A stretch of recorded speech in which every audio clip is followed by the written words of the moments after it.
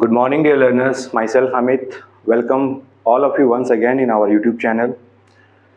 In the previous lecture, we have completed the homogeneous differential equation by solving various types of questions of NCERT book. In today's lecture, we will see the third method of solving differential equation. The third method is linear differential equation. Linear differential equation को कैसे solve करते हैं इसको आप आज सीख जाइएगा, ठीक है। और फिर ये चैप्टर का जो लास्ट मेथड है वो कंप्लीट हो जाएगा, ठीक है। देखिए, कभी भी अगर कोई डिफरेंशियल इक्वेशन इस फॉर्म में दिया जाए, differential equation of the form dy by d x plus p y is equal to q, ठीक है। देखिए यहाँ पे y आना चाहिए, अगर किसके रिस्पेक्ट में किया गया है, dx x के रिस्पेक्ट में किया गया, यहाँ पे y होना चाहिए, ठीक है। तो इसको क्या बोलेंगे हम लोग, लीनियर डिफरेंशियल इक्वेशन बोलेंगे। और एक चीज और ध्यान रखिए, p और जो q जो है ना, p और q क्या होना चाहिए, या तो कोई कांस्टेंट हो या तो फंक्शन हो। किसका फंक्शन हो, x का हो, ठीक है। p और q या तो कांस्टेंट हो या फिर x का फंक्शन हो।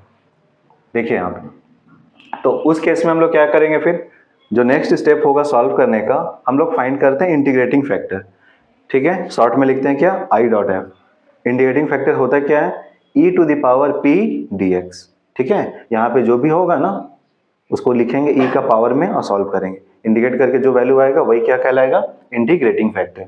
ये सबसे इजी मेथड है, ठीक है ना। होमोजेनियस से बहुत इजी है ये, ठीक है।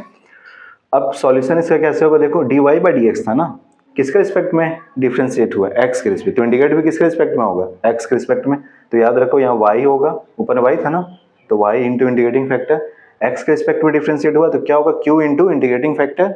यहाँ पे जो है वो q इंटू इंटीग्रेटिंग फैक्टर, और क्या लिख देंगे, dx। समझ में आया, प्लस में क्या एक कांस्टेंट आएगा कुछ, ठीक है। अब देखो कभी कोई फंक्शन ऐसा भी हो सकता है, dx बाई dy हो सकता है। तो dx बाई dy होगा तो याद रखो यहाँ पे क्या होना चाहिए, x होना चाहिए। देखो यहाँ पे y है तो यहाँ y होना चाहिए, अगर न्यूमरेटर में यहाँ x है तो यहाँ क्या होना चाहिए, x। तो x है तो समझ जाना p और q क्या रहेगा, या तो कांस्टेंट, नहीं तो किसका फंक्शन, y का। समझ में आया, कांस्टेंट हो या नहीं तो फंक्शन हो किसका, y का। तो इसको भी होमोजेनियस, इसको भी लीनियर डिफरेंशियल इक्वेशन ही बोलते हैं। इस केस में भी इंटीग्रेटिंग फैक्टर फाइंड करना होगा। तो इंटीग्रेटिंग फैक्टर क्या होगा, e टू द पावर, यहाँ पे जो भी है, जो भी रहेगा, या तो कांस्टेंट या तो y के टर्म में जो भी है उसको इंटीग्रेट करेंगे, ठीक है। चलो फिर देखो यहाँ पे, देखो जिसके रिस्पेक्ट में डिफरेंशिएट हुआ है उसी के रिस्पेक्ट में इंटीग्रेट भी करना है। यहाँ देखो किसके रिस्पेक्ट में डिफरेंशिएट हुआ है, x के रिस्पेक्ट में, तो x के रिस्पेक्ट में इंटीग्रेट यहाँ भी हुआ है, यहाँ भी हुआ है, ठीक है। तो इसका सॉल्यूशन क्या होगा, जैसे यहाँ देखो क्या था, y के रिस्पेक्ट में था तो यहाँ तो dy आएगा, q into integrating factor dy, और यहाँ पे क्या आएगा, न्यूमरेटर में क्या था, x, तो यहाँ पे x इंटू इंटीग्रेटिंग फैक्टर आएगा, ठीक है। तो ये सॉल्यूशन हम लोग ऐसे फाइंड करते हैं, ठीक है। देखो एनसीईआरटी का कुछ एग्जांपल्स वाले क्वेश्चन देख लेते हैं पहले। फर्स्ट क्वेश्चन है, लिख लेना question, find the general solution of the differential equation. Find the general solution of the differential equation. Differential equation दे रखा है x dy by d x plus 2y is equal to x square, ठीक है। ऐसा कुछ दे रखा है, x dy by d x plus 2y is equal to x square. कैसे सॉल्व करोगे इसको, तो सबसे पहले देखो dy बाई डी एक्स दिख रहा, और यहाँ पे देखो y वाला टर्म भी दिख रहा, यहाँ y है तो यहाँ y दिख रहा, ठीक है।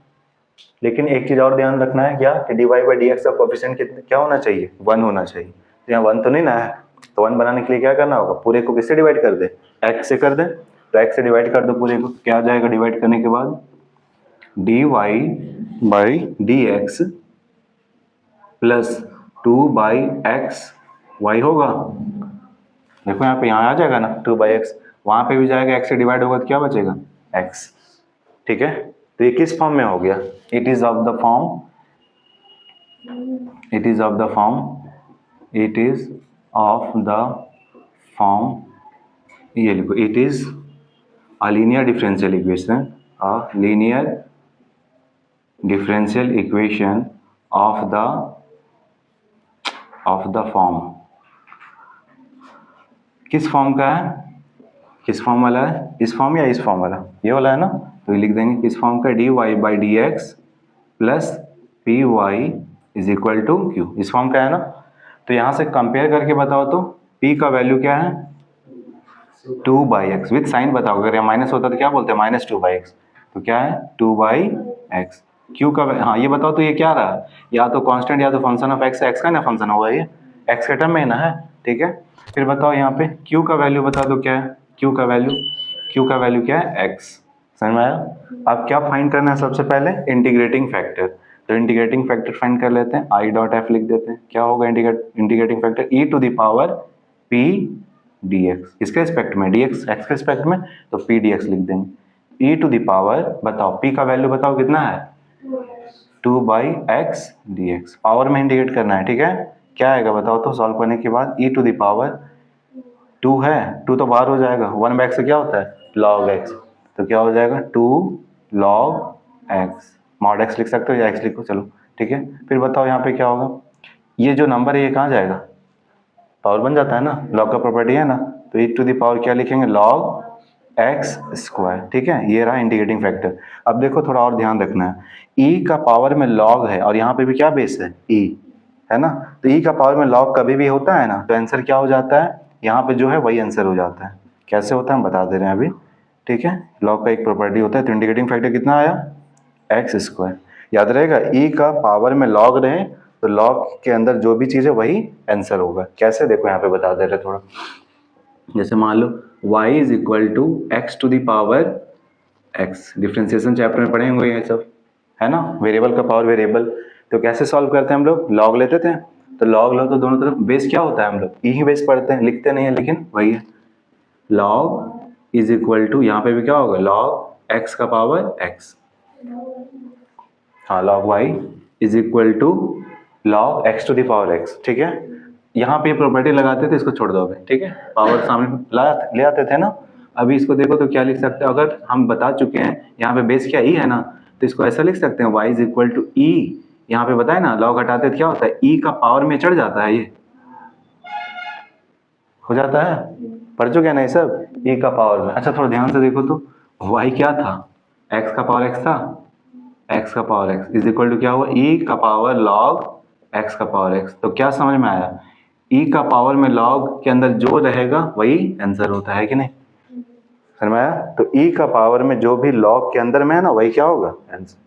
समझ में आया, याद रहेगा। तो कभी भी वेरिएबल का पावर वेरिएबल या कुछ भी रहे, किसी का पावर कुछ भी, तो उसको क्या लिख सकते हैं, log का पावर x का, ठीक है।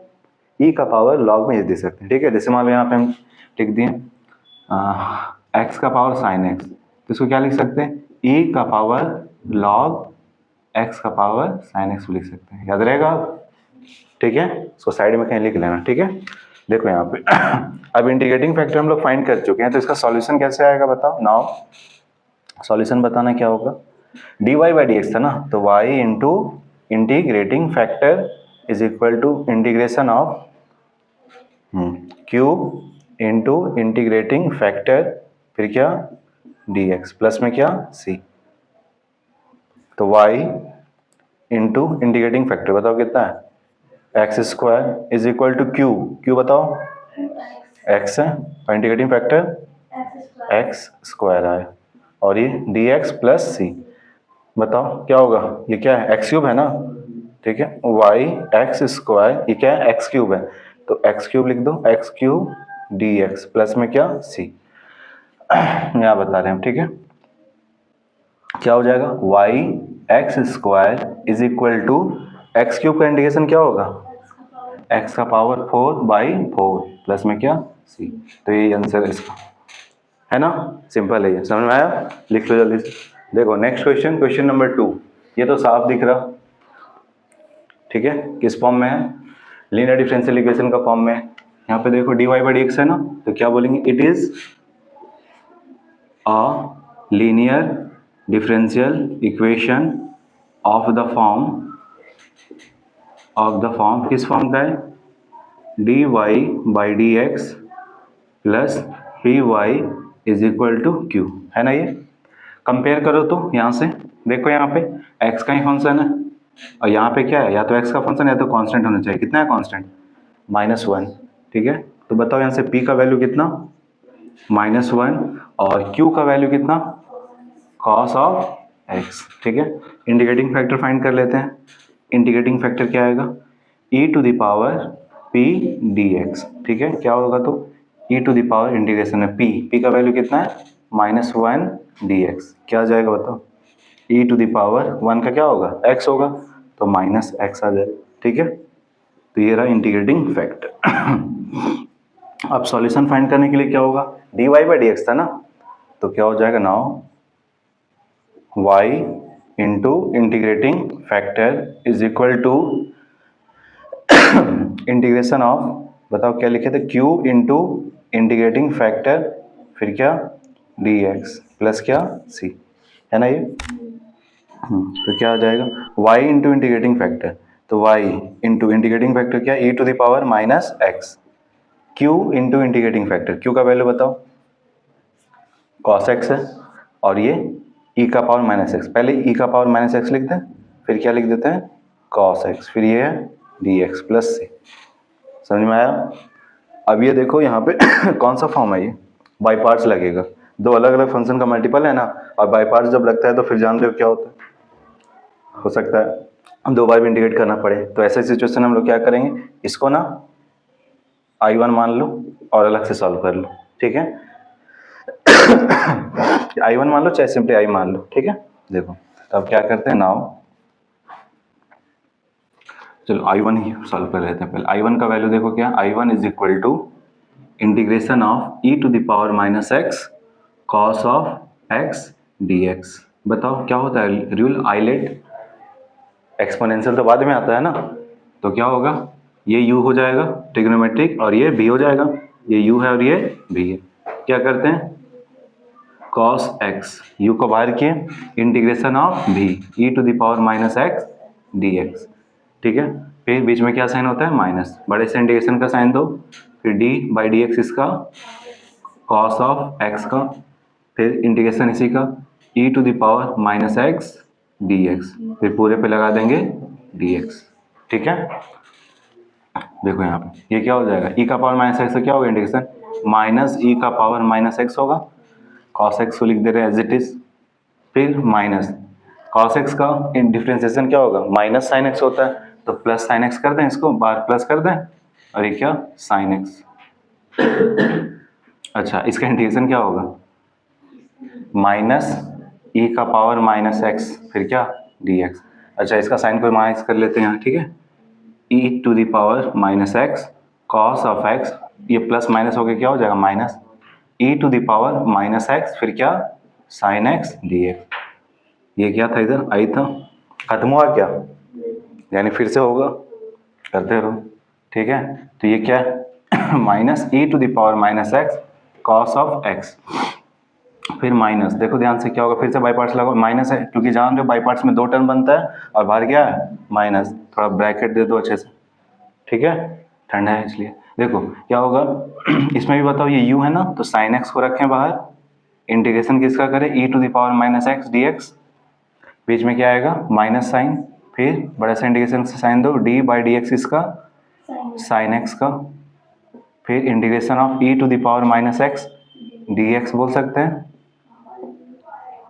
ठीक है, फिर पूरे पे dx भी देना है ना, ये dx दे दिए पूरे पे, फिर dx। समझ में आया। ठीक है, चलो ये तो एज इट इज रहेगा, e to the power -x cos x minus देखो ध्यान से क्या है, ये क्या हो जाएगा -e to the power -x sin x ही रहेगा, माइनस देखो यहाँ पे एक ही बार में सही करो तो इसका डिफरेंशिएशन क्या हो जाएगा cos x, और इसका इंटीग्रेशन करेंगे तो -e का पावर -x आएगा ना, तो माइनस जब आएगा तो माइनस माइनस मिलकर क्या करेगा प्लस, इसको लिख दे e का पावर -x और फिर ये cos x dx बोल दें, फिर खत्म हुआ क्या नहीं, तो फिर से देखो तो इसको क्या मान के रखे हम लोग, I1 नहीं I मान के रखे। ठीक है, क्या मान के रखे हैं I। ठीक है, तो इसके जगह क्या रख देंगे हम I, इधर क्या है I is equal to e to the power -e to the power -x cos of x, ये अंदर जाएगा तो क्या आ जाएगा बताओ minus minus plus e to the power -x sin of x, और ये जाएगा तो माइनस, और ये चीज़ क्या है I, ये I और ये I मिलके क्या हो जाएगा 2i।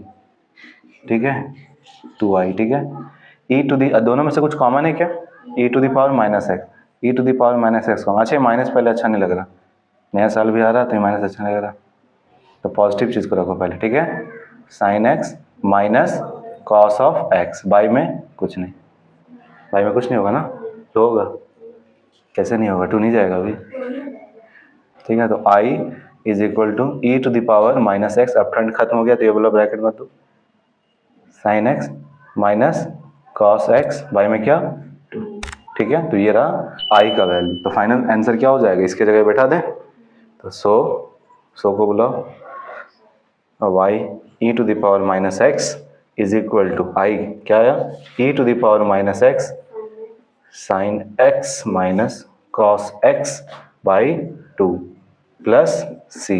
लेकिन एनसीईआरटी इतना में भी नहीं माना, ठीक है। वाई उसको चाहिए था, उसको वाई चाहिए था, तो पूरे को किससे डिवाइड कर दिया, e to the power minus x है, ठीक है। तो यहाँ डिवाइड करें, यहाँ कट जाएगा, लेकिन यहाँ तो आ जाएगा ना ए का पावर माइनस एक्स, यहाँ नीचे आएगा ई का पावर माइनस एक्स, तो ऊपर चला जाएगा तो क्या होगा, ई का पावर प्लस एक्स, डायरेक्ट लिख दें, यहाँ तक भी छोड़ सकते हो, कोई दिक्कत नहीं है, ठीक है। लेकिन हम लोग भी एनसीईआरटी का इज्जत देते हैं, ठीक है। तो क्या हो जाएगा, sign x minus cos x by 2, ठीक है। और ये क्या होगा, नीचे आता है क्या, देखो लिख दे रहे, सी बाई में क्या आता है, ई का पावर माइनस एक्स आता। नेक्स्ट लाइन में फिर इसी को सॉल्व करते तो क्या हो जाता है, ऊपर जाके ई का पावर एक्स, समझ गए। तो ये आंसर, ठीक है। देखो थर्ड क्वेश्चन, तो सबसे पहले देखो यहाँ पे dx के साथ जो टर्म है वो y है, dy के साथ जो है वो x और y दोनों के टर्म में है, वेरिएबल सेपरेबल इस केस में नहीं लग सकता, ठीक है। चेक कैसे करेंगे, तीनों मेथड में कौन सा लगे एग्जाम में, कैसे पता करते हैं इसके बारे में बता रहे, ठीक है। फिर देखो उसके बाद अगर जब वेरिएबल सेपरेबल नहीं होगा तो कौन सा देखना है, होमोजीनियस। होमोजीनियस के लिए क्या बताएं, अगर यहाँ dy है तो इसके साथ जितने भी यहाँ पे टर्म है सबका वेरिएबल का पावर ऐड करके कितना होना चाहिए, सेम आना चाहिए। यहाँ पे देखो पावर कितना है 2, यहाँ पे x का पावर कितना है 1, तो ये होमोजीनियस भी नहीं है, ठीक है। लास्ट क्लास में ऑब्जेक्टिव में देखे थे। तो फिर बच क्या जा रहा, लीनियर डिफरेंशियल इक्वेशन से ही बनेगा। तो लीनियर डिफरेंशियल इक्वेशन के लिए क्या रूल है, यहाँ पे या तो dx बाई dy होना चाहिए या तो dy बाई dx होना चाहिए। यहाँ देखो तो क्या है, dx है, क्यों ना इसको dy से डिवाइड कर दे, इसको भी dy से डिवाइड कर दो, इसको भी dy से डिवाइड कर दो, दोनों तरफ dy से डिवाइड कर दें। दोनों तरफ अगर dy से डिवाइड कर दोगे तो देखो तो क्या बनेगा, y dx बाई dy बनेगा minus x plus 2y square, dy cut जाएगा ना, इसके नीचे dy बाई dy आता तो इक्वल टू 0 बाई dy आता तो 0। समझ में आया यहाँ तक। ऐसा करने से क्या हुआ अगर dx बाई dy रहे तब क्या बता, हम क्या बताएं, dx बाई dy रहे तो उसके आगे जो भी कोफिशिएंट है उसको क्या कर देना है 1, तो 1 कैसे बनेगा, पूरे को किससे डिवाइड करें अब y से, तो y से डिवाइड करो क्या आएगा, dx by dy minus x plus 2y square by y equal to 0 by y, तो 0 ही होगा उधर, समझ गए। लिखो मत अभी देखो यहाँ पे, ठीक है। फिर बताओ dx बाई dy, ठीक है। अब यहाँ पे देखो ये इसके नीचे जाएगा तो क्या हो जाएगा, माइनस x बाई y, और ये इसके नीचे आएगा तो माइनस 2y इक्वल टू क्या है ये 0 होगा ना। अब देखो यहाँ पे dx बाई dy रहे तो यहाँ हम क्या बताए थे, देखो फॉर्मेट देखो, dx बाई dy रहे तो यहाँ पे क्या होना चाहिए px, और वहाँ पे q, तो x है ना, x दिख रहा ना, x के साथ दिख रहा ना 1 बाई y, इसको उधर भेज दें तो क्या हो जाएगा बताओ, dx बाई dy, इसको ऐसा लिख दें माइनस 1 बाई y x लिख दें इज इक्वल टू क्या 2y।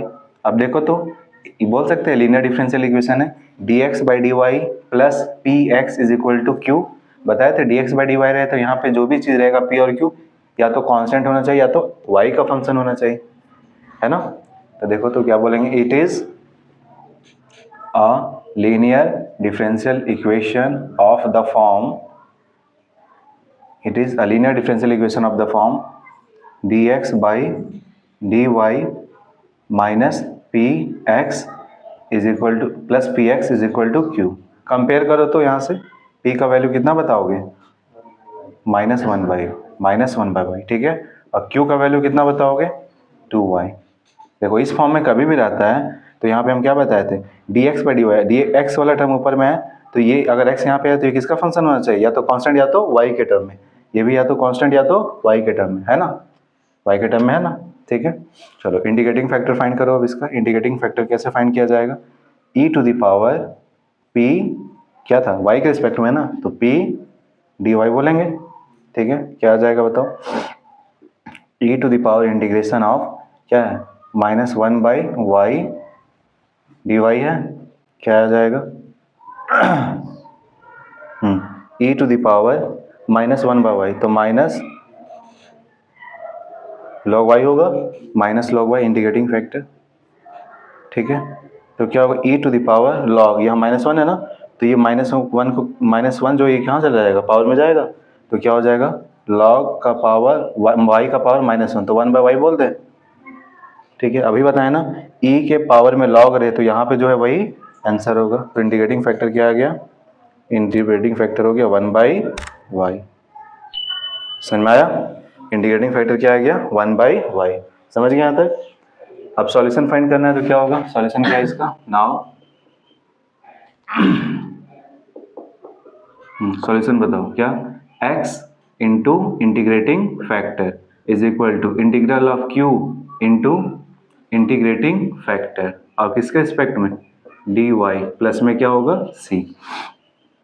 तो यहाँ से आ जाएगा x इंटू इंटीग्रेटिंग फैक्टर देखो क्या है 1/y is equal to integration q का वैल्यू कितना 2y है, 2y इंटीग्रेटिंग फैक्टर कितना है 1/y, फिर पूरे पे dy प्लस क्या है ये c, y से y कैंसिल होगा, ये आ जाएगा x/y इज इक्वल टू ये क्या है 2 है ना, तो 2 का इंटीग्रेशन क्या आएगा 2y प्लस में क्या c।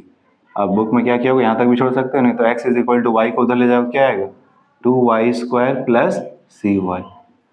समझ गए, लिख लो जल्दी से।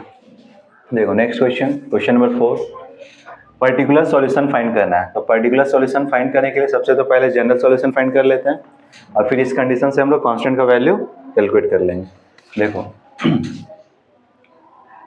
ये बताओ ये किस फॉर्म में दिख रहा, तो it is a linear differential equation, it is a linear differential equation of the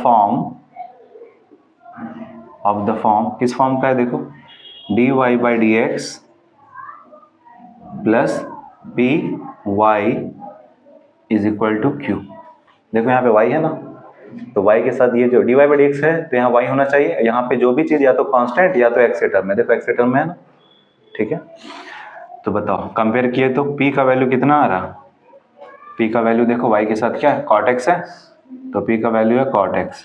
q का वैल्यू बताओ, हाँ तो ये पूरा आ जाएगा 2x plus x² cot x, ठीक है। क्या फाइंड कर लेते हैं, अब इंटीग्रेटिंग फैक्टर फाइंड करते हैं हम लोग। इंटीग्रेटिंग फैक्टर क्या होता है e to the power integration of p dx, तो ये हो जाएगा e to the power integration of p का तो वैल्यू cot x है, cot x dx क्या होता है cot का integration log of sin x, तो e to the power log of sin x लिख दो, ठीक है। तो देख रहे हैं ना log में कुछ रहा है तो आंसर क्या होगा वही आ जाएगा, तो इंटीग्रेटिंग फैक्टर इसका मतलब क्या है sin x, तो ये आ गया इंटीग्रेटिंग फैक्टर, ठीक है। चलो तो सॉल्यूशन फाइंड करने के लिए क्या करेंगे, तो नाउ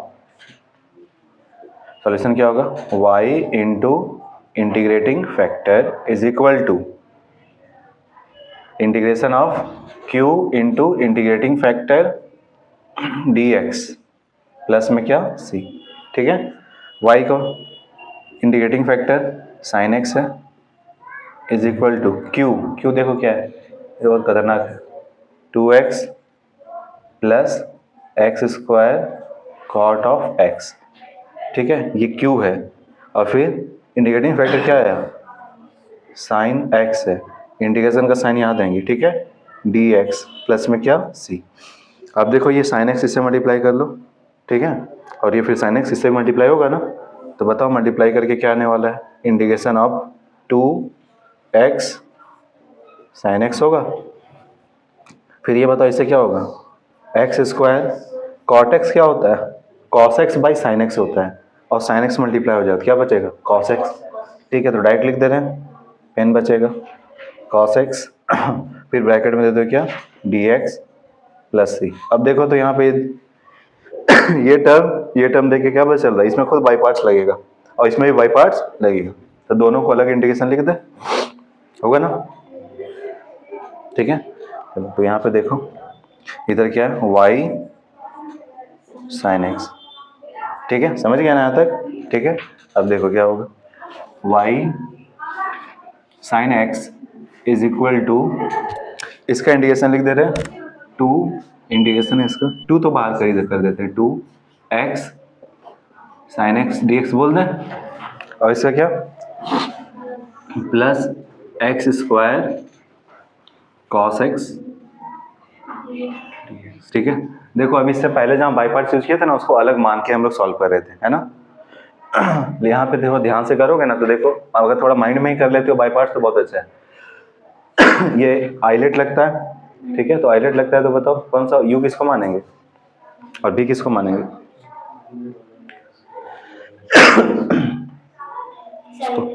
किसको? साइन एक्स को क्या मान लेंगे? यू, और भी किसको मान लें? एक्स को, एक्स को यू और साइन एक्स को भी। अगर वैसे करोगे तो दोनों को इंटीग्रेट करना, दोनों को करना पड़ेगा, ठीक है। लेकिन अगर तुम चाहते हो कि आंसर तुरंत मिल जाए, आइलेट लगता है ना, देखो ILATE, ठीक है, ठीक है, आइलेट लगता है। तो अगर तुम ऐसे इस रूल के अकॉर्डिंग चलोगे तो इसको यू मानोगे, इसको यू मानोगे, देखो अलजेब्रिक आया, और इसको क्या मानेंगे?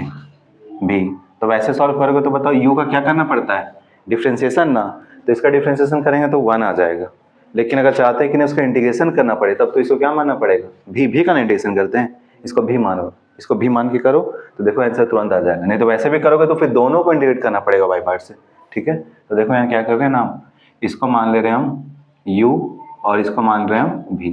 देखो यहाँ से इससे क्या होगा, 2 को रहने तो बाहर ही, इंटीग्रेशन बताओ क्या होगा, साइन एक्स को रखें, ठीक है, इंटीग्रेशन किसका, x dx, फिर बीच में क्या साइन होगा, माइनस, फिर d by d x of sine x, integration of x dx, फिर पूरे के dx आएगा, उधर क्या बच गया, plus x square integration of x square cos x dx होगा। बताओ यहाँ पे क्या आएगा, 2 इंटीग्रेट करेंगे क्या आएगा, एक्स स्क्वायर बाई 2 होगा इसका इंटीग्रेशन, और ये क्या, साइन एक्स, ठीक है, फिर माइनस साइन एक्स का डिफ्रेंसिएशन क्या आ जाएगा, कॉस एक्स, साइन एक्स का डिफ्रेंसिएशन कॉस एक्स, और उसका इंटीग्रेशन क्या आएगा, एक्स स्क्वायर बाई 2, और क्या ये कॉस एक्स, फिर क्या डी एक्स, है ना, है, फिर प्लस में x integration of x square cos x d x होगा। देखो यहाँ पे क्या होगा, अगर इस 2 को अंदर लेके मल्टीप्लाई करें तो क्या आएगा, ये एक्स स्क्वायर साइन एक्स है, फिर ये मल्टीप्लाई होगा तो माइनस 2 से कट जाएगा तो क्या, x square cos x d x है, और ये क्या है, integration x square cos x d x, ये खत्म हो जाएगा। समझ में आया? हो जाएगा ना, नहीं तो फिर दोनों को इंटीग्रेट करो, हिम्मत है तो आइलेट रूल लगा करके। समझ में आया ना? ठीक है, तो क्या आ गया आंसर, सिंपली एक्स स्क्वायर, अच्छा कांस्टेंट भी लेके चलना है ना हम लोग को, सी, समझ में आया? ठीक है, तो y sine x is equal to x square plus C होगा, ये हो गया सॉल्यूशन इसका। हाँ, x square sine x plus में क्या सी, ठीक है।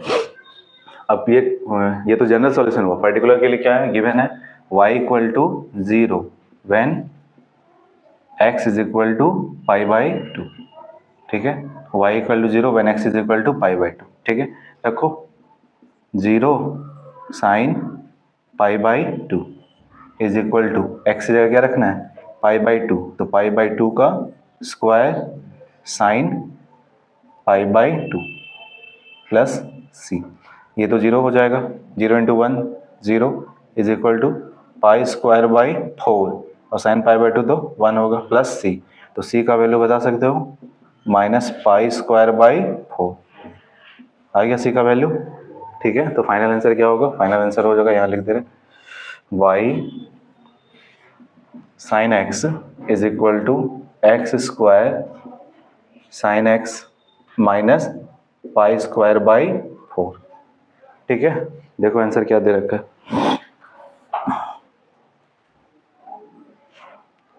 इससे मन नहीं भरा इसका, y रखना चाहता है ये, ठीक है, तो y रखना चाहता है तो क्या होगा, साइन एक्स से डिवाइड दे दिया उधर, तो x square sine x by sine x cancel, minus pi square by 4 sine x आएगा, ये रहा इसका एनसीईआरटी। ठीक है, समझ गए यहाँ तक?